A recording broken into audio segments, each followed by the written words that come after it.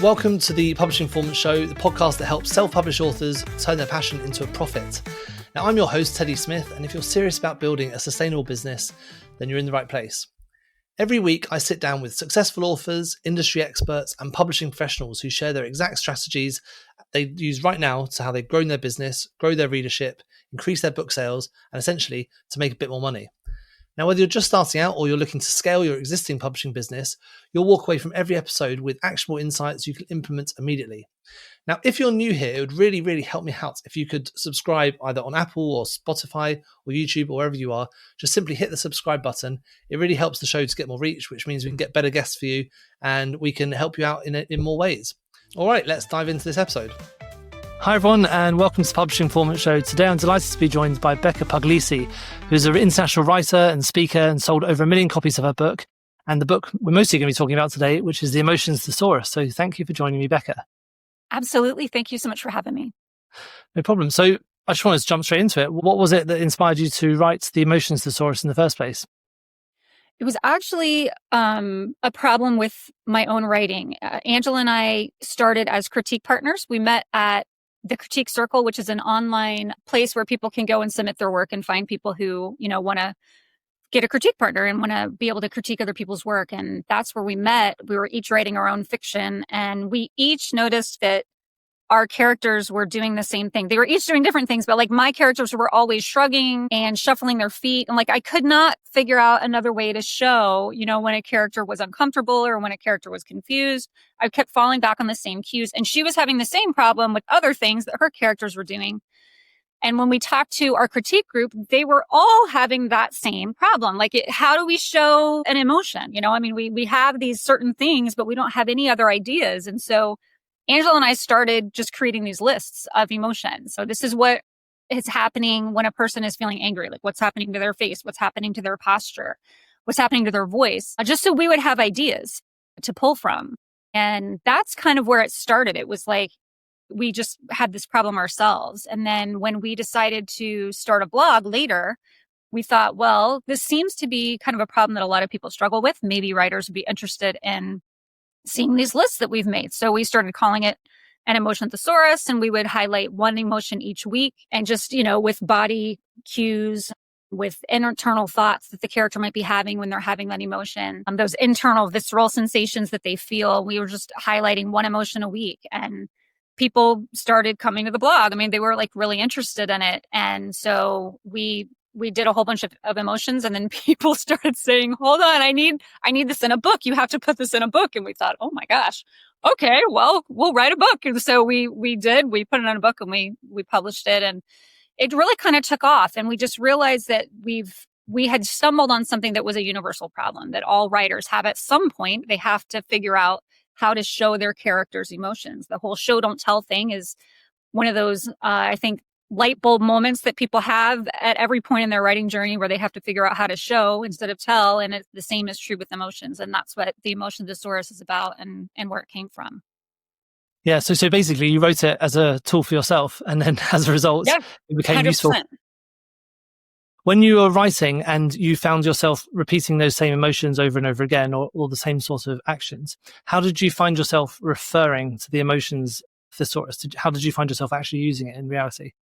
So we started, I would look at my list and I would realize, okay, so there's some things here that are good, but they didn't all fit my particular character. And that was, kind of a key moment, because you have to realize that the way your character responds to what you throw at them, the way that their emotions manifest, is going to be different for every single character. A lot of it's based in personality. It's based in the character's emotional range. Are they really expressive and demonstrative, or are they kind of more introverted, shy, reserved? And there's just so many factors that influence how your character responds to emotions. So we would look at the list, and I would then think, okay, well, this is something that might work for my character, but they're going to do it slightly differently. Like, they're not going to have that exact response. And so I would tailor it to my character. And that's how we encourage people to use the Emotion Thesaurus, that it's not something that's meant to just copy paste, these physical reactions and put it in your manuscript. you want to really tailor it to your character and make sure that it's how your character would respond, because you know them well enough to know exactly what their emotional responses are going to be and kind of what their tendencies are going to be. Yeah, definitely. Now, when you came to actually writing that book, was it difficult trying to get all of the emotions out of yourself into the paper? It was a little challenging, but it was really helpful having two of us, because there's like two different pools to pull from. I mean, I would make a list and she would make a list, and then we would compare them. And, she had things that I didn't have. And so we were able to come up with a pretty good list that way. We also I've watched a lot of movies, because actors, this is what they do. They get paid to basically pretend that they're feeling a certain emotion, and they're really good at knowing how to do that. So watching movies, reading books, seeing how other authors are describing those emotions, and also like looking at other people. It's, when you're observing other people and seeing what they're doing in those moments of emotion, it's hard to do, because, I mean, when people are in a really emotional state, the last thing you want to do is like stare at them. But we eavesdrop, we listen, and it's really, really helpful to be able to see what is happening, when somebody is experiencing fear or anger or frustration or sadness. That's kind of something that we need to be able to really see and to understand what it looks like and what's happening with people, so that we can then transfer that into our own writing. And that's how we came up with the information in the book. Yeah. That show not tell part is really important. I've spoken to a few voiceover artists on here who do the audiobooks for quite high level books, people like Lee Child and books like that. And they mark up books in the same way they mark up scripts to try and show that emotion, even just when they're reading it. So I think getting it out on paper is really difficult. I think people building those sort of rounded characters, that's one of the questions I get asked the most by people when they ask questions to guests on the show.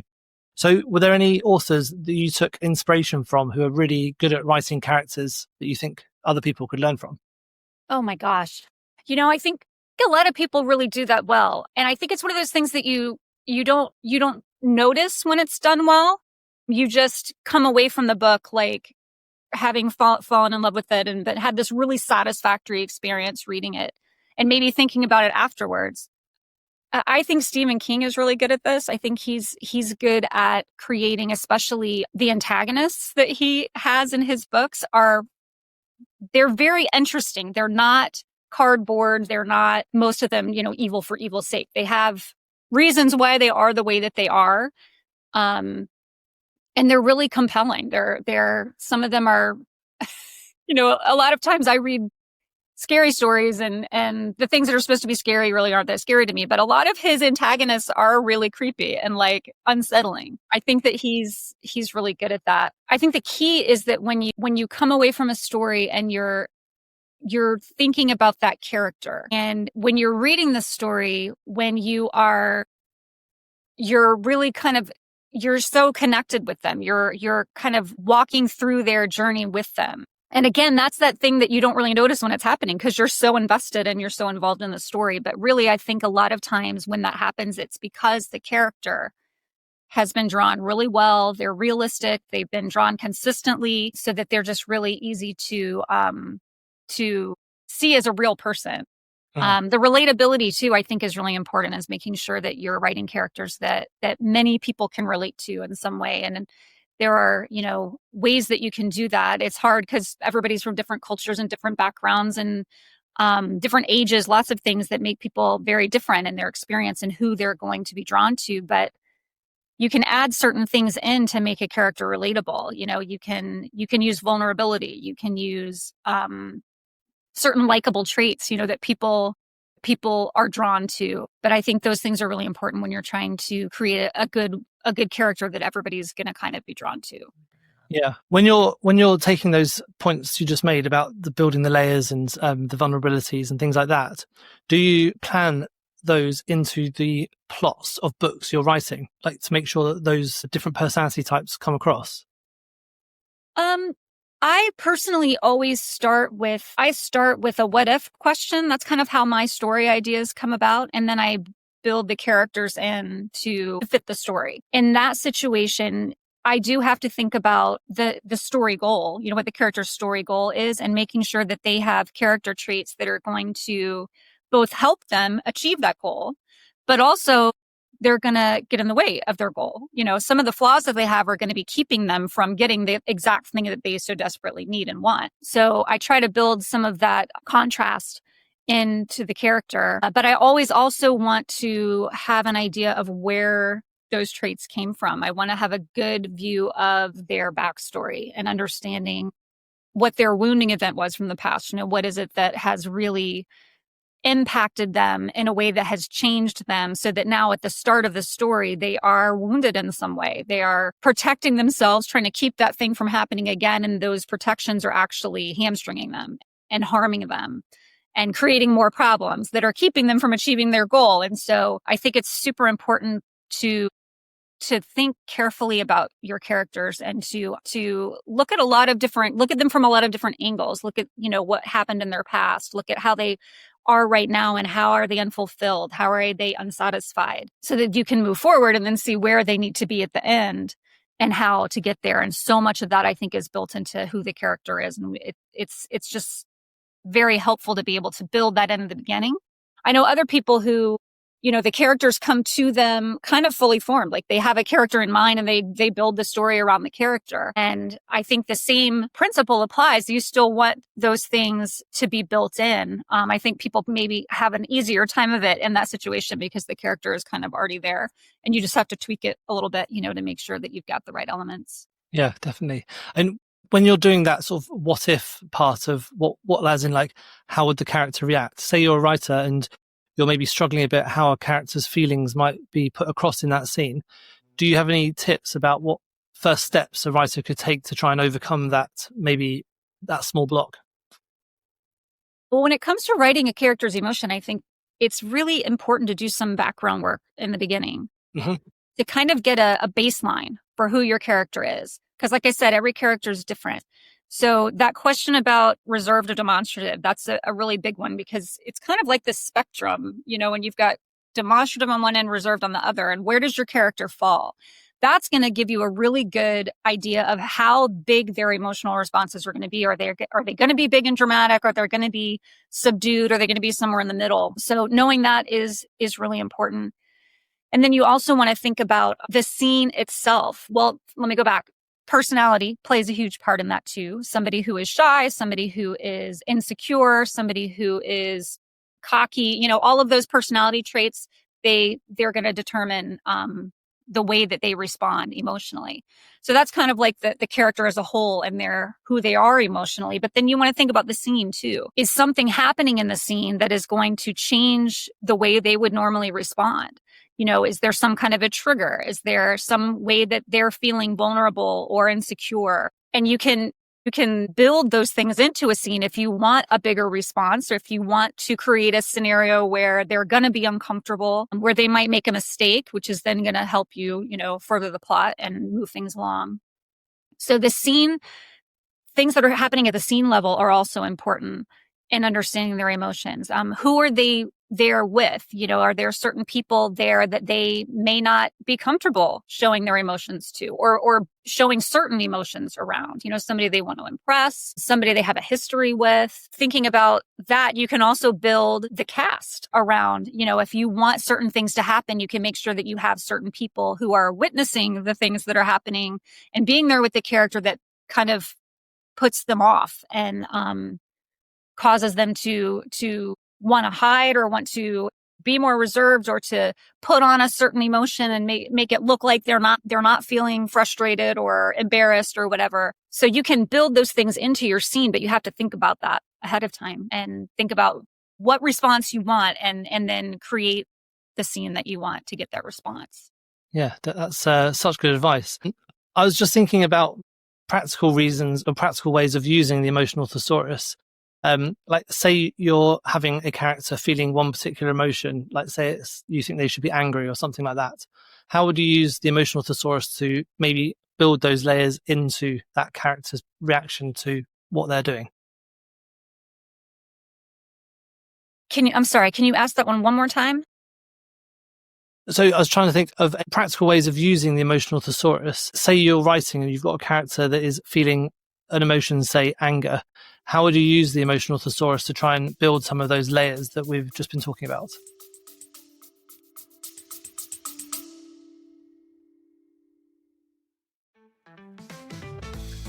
Just a quick shout out to all the romance authors out there.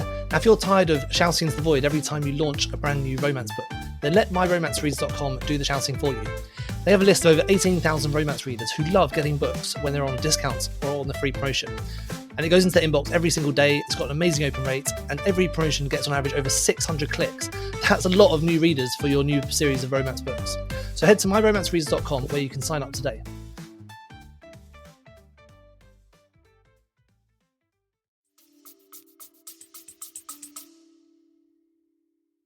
I think that it's helpful because it has there's a whole section on physical cues for that emotion, and that's kind of like what's happening externally. It's what everybody else can see. There's also a section on internal thoughts. So you can think about the process that's going on mentally.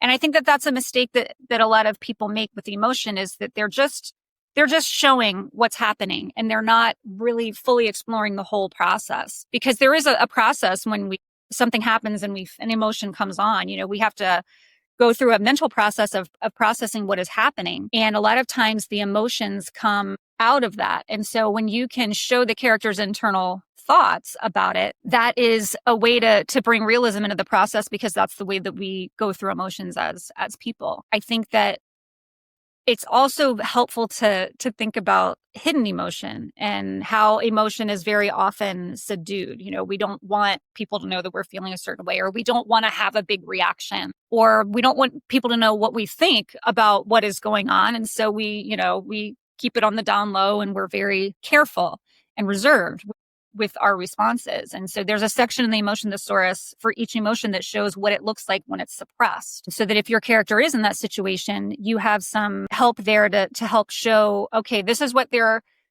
showing that they're feeling, but this is what they're really feeling. And that's where we use, the outer things that are going on are going to be what they want, what the character wants people to think. But when you can show their thoughts, you can show what they're actually thinking and what they're actually feeling, and kind of the real response to what's going on. And that's how we're able to walk that line of the characters showing other characters one thing, but revealing certain other things to the reader. And so in that way, I think that the Emotion Thesaurus is helpful, especially for kind of nailing that nuance, of being able to convey certain things to characters and certain things to readers. It's also helpful. There's a section for each emotion on what could it escalate to and what could it de-escalate to? Because a common problem when you're writing emotion is kind of jumping from one emotion to another without thinking about the natural progression. And so that pulls readers out of the story, because they realize, why is she angry? She was just perfectly fine, and now all of a sudden she's really mad. There's a progression of emotion. And so we need to be able to understand what that spectrum is for different emotions. And the book can be really helpful for that too. Yeah. You just touched on one there about writers jumping too fast to emotions, like suddenly the character is extremely furious and it's come out of nowhere. Right. Are there any other main mistakes that you see writers write when they're choosing different emotions to write about? Yeah, there's too much emotion, obviously. And then you get into melodrama, where they're always having a big, huge response. And there are certain characters where, that is kind of who they are, but most people are not that way. So it's very important to avoid melodrama, to, again, keep in mind that continuum of emotion, and then know who your character is emotionally, so that you can write the emotion in a way that your character is going to convey things. So there's melodrama. And then I think a lot of times there's not the opposite. There's the opposite problem, where there's not enough emotion, where we're just kind of writing a story. We're writing events that are happening, and things are happening to the character, and they're responding to them, but we don't really know how the character feels. And when the reader can't understand what the character's feeling, they don't know what to feel themselves. And so that's the biggest thing that you want to do when you're conveying a character's emotion, is to write it in such a way that readers can pick up on it and connect to it. We want to create a situation where the reader is kind of feeling what the character's feeling like on a more subdued level, obviously. But when we are able to show the emotion through physical cues, through the context of their thoughts, through the way that they respond, when we can show the emotion, it makes it a really natural thing for readers because they've been in that situation. They have had those same responses. They're subconsciously able to tell immediately what the character is feeling. And they get like a hint of it themselves because they've been there. So that's why the whole showing of emotion is so important. And that's why it's such a problem when we don't have enough emotion in the story. So that's another problem that I see sometimes in the stories that I look at. How about body language? How do you approach making sure that people's actions and the way that they're moving and the things they do in line with what they're saying and how you expect the scene to be progressing? I think it's really helpful to pay attention to other people, to look at real conversations. And again, it's weird, who sits there and watches people talking when they're not in the conversation? And when you're in a conversation yourself, you're not thinking about that, obviously. But that's where I think sometimes movies can be really helpful. But when you just want to be able to watch people and see the interplay between speech and body language, because dialogue is not just about talking. Dialogue is our words, obviously, but when we're talking, we're doing all kinds of things. We're moving around. We're showing how comfortable we are with the topic or with the other person. The body language totally plays into that. And so there has to be a balance between the words that are being spoken and the body language that is being shown. And that is finding that proper balance is a really good way to be able to get the emotion across in a way that is realistic for the way that people really talk and move. Yeah. Now, you've also got a few other books. It's not just the Emotion Thesaurus, but in order to build a rounded character, you've got things like the Conflict Thesaurus and the Emotion Amplifier Thesaurus. Now, there's quite a lot of work here to help people to make sure their characters are really well-rounded and well thought through. How do you usually recommend people use these books to make sure that their characters are well-rounded? Do you usually get them to use them as they're writing, or is it a case of reading them beforehand and then taking the lessons on board? Well, each book is focused on a different aspect of storytelling. And so it's really, people can use them however they need to use them with whatever they need help with. We have the negative and the negative and positive trait books. There's 2 different books. And those are really helpful for building characters. We talk in there about all these different personality traits that are fairly common, but we look at where they come from, that we're not just pulling character traits out of the air, that the character traits that we give to our cast, that they are coming from somewhere. And then we talk in that book about how to show those character traits. So we're not coming right out and saying, that the character is stubborn or that the character is kind. You're showing that through their actions and the situations that you put them in. The Emotional Wound Thesaurus is also a huge part, in my opinion, of character building, because every character who's going through a change arc in the story is going to need a wounding event that is at the root of it, that is kind of created who they are today in the story right now on page 1. So the Emotional Wound Thesaurus, I recommend for people when they are building their characters. And those 3 books together are really good for character building. Then we have the Setting Thesaurus books, obviously great for when you want help with your settings and how to show descriptions and do that in a way that's not heavy-handed, and just all the different things that you can do with a setting. We talk about how you can use your descriptions to do lots of different things other than just paint a visual picture. The Conflict Thesauruses, we have 2 of those because there's just so much conflict. We use that, encourage people to use that for a couple of different things, for plotting, for if you need help coming up with ideas for how to, make things worse for your character, how to complicate their life, how to create situations that are going to dig them deeper into the hole. We have those books for that. And conflict, though, is also really good for character arc, that your character over the course of the story, they are going to have to grow in a certain way. They're going to have to give up something and make a change in order to be able to achieve their story goal. And the story is all about chances that they have to do that. As they're going along, they're thinking, okay, I've got to make this change.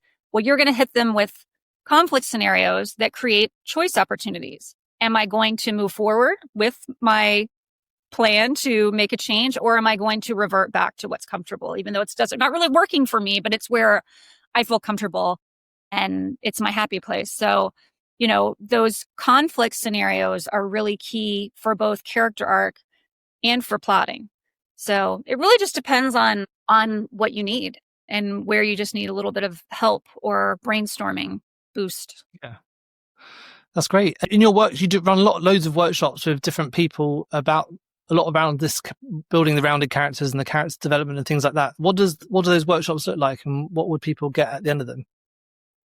Well, we have built lots of different workshops around the content of our books and just things that we have learned in writing the books. And most of those we do, it can be, some of them are 3 hours, some of them are an hour and a half. It just depends on whatever the group needs. And a lot of them have workshop opportunities built into them where, I find I taught first grade before I became a writer. And I know that when you're giving a lot of information, it's better for people to apply it right away. They have a much better chance of kind of retaining that information. So we try when we can to build in opportunities during our workshops for them to practice what we're talking about. So if we're, talking about building characters and we're talking about looking at wounding events, we'll take some time for the attendees to explore that for their character. And, if we're talking about character building and different character traits, we'll have opportunities built in for them to look at those traits and figure out, which ones would work best. But our goal is always for people to come away with information that they didn't have before that they can use to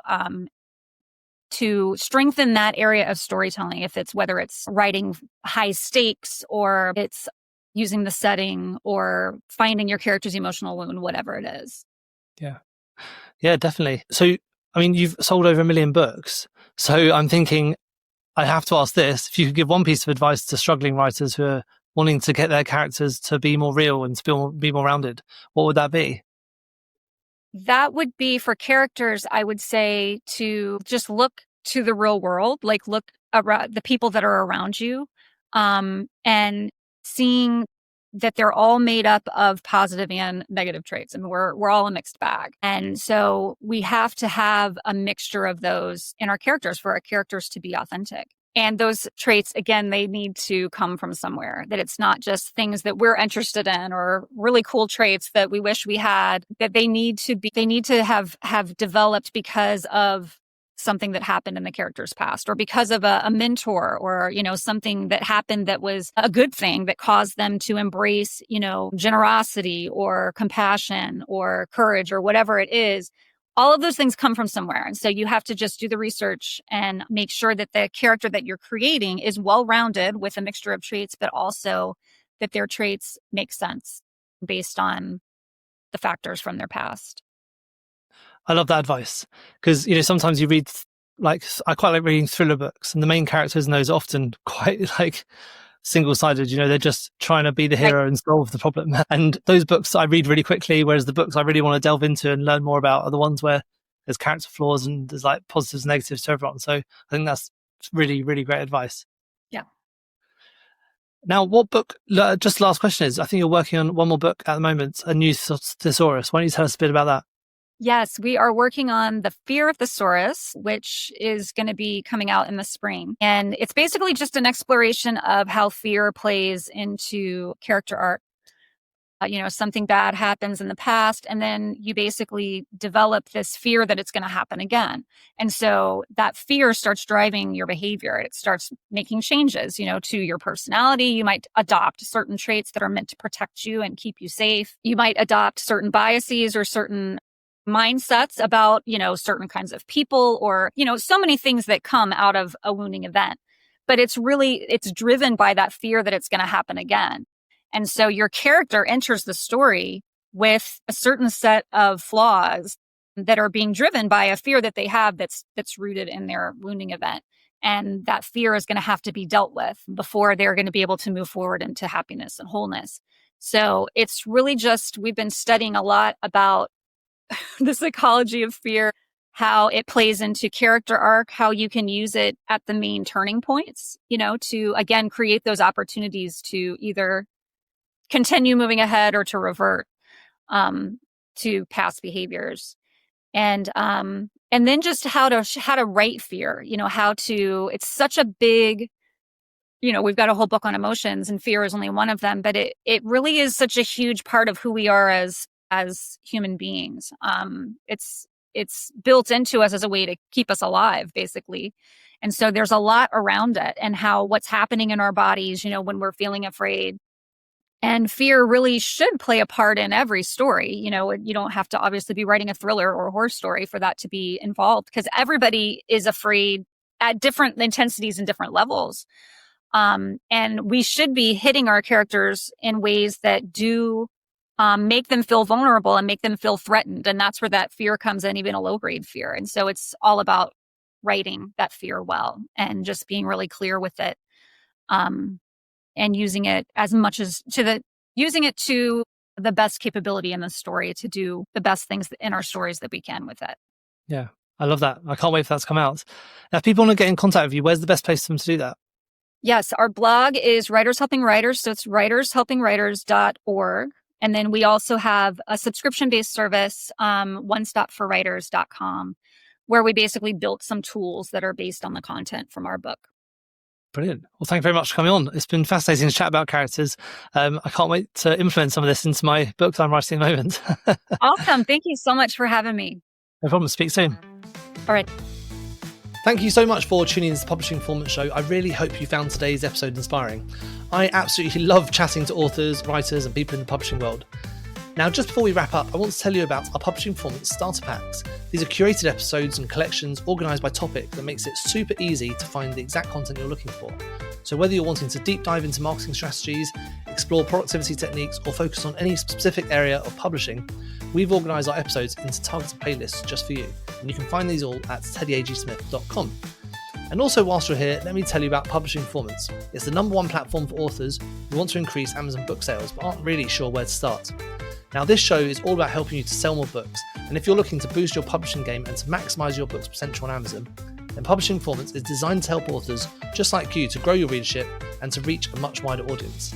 Now, I know that Amazon ads can be slightly complicated, which is why Publishing Performance is like having a personalised ad account manager to create your ad campaigns for you, to choose your best keywords and to make adjustments in real time and to optimise them over time to save you money and to make more sales. Now, if you're investing in ads, you really want to make sure your investment is being used effectively, and Publishing Performance does just that. It aims to make your budget go further, improve your organic rank, and target keywords more effectively. You can get started with Amazon ads for free for 30 days at publishingperformance.com, and there's a link in the show notes to get that free 30 days trial.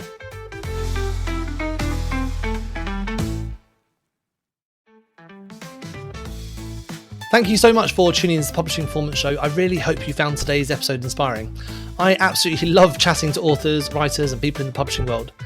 Now, just before we wrap up, I want to tell you about our Publishing Performance Starter Packs. These are curated episodes and collections organised by topic that makes it super easy to find the exact content you're looking for. So whether you're wanting to deep dive into marketing strategies, explore productivity techniques, or focus on any specific area of publishing, we've organised our episodes into targeted playlists just for you. And you can find these all at teddyagsmith.com. And also, whilst you're here, let me tell you about Publishing Performance. It's the #1 platform for authors who want to increase Amazon book sales but aren't really sure where to start. Now, this show is all about helping you to sell more books, and if you're looking to boost your publishing game and to maximise your book's potential on Amazon, then Publishing Performance is designed to help authors just like you to grow your readership and to reach a much wider audience. Now, I know that Amazon ads can be slightly complicated, which is why Publishing Performance is like having a personalised ad account manager to create your ad campaigns for you, to choose your best keywords and to make adjustments in real time and to optimise them over time to save you money and to make more sales. Now, if you're investing in ads, you really want to make sure your investment is being used effectively, and Publishing Performance does just that. It aims to make your budget go further, improve your organic rank, and target keywords more effectively. You can get started with Amazon ads for free for 30 days at publishingperformance.com, and there's a link in the show notes to get that free 30 days trial.